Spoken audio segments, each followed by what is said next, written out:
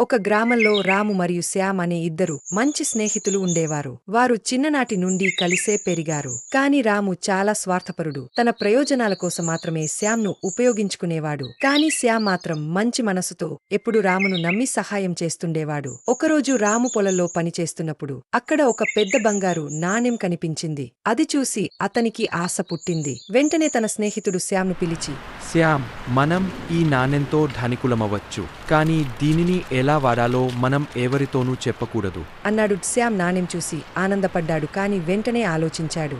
రాము, మనం ఈ నాణెన్ని గ్రామ పెద్దల దగ్గర పెట్టి మన గ్రామ అభివృద్ధికి ఉపయోగించుకుందాం అన్నాడు. రామ్కు ఇది నచ్చలేదు.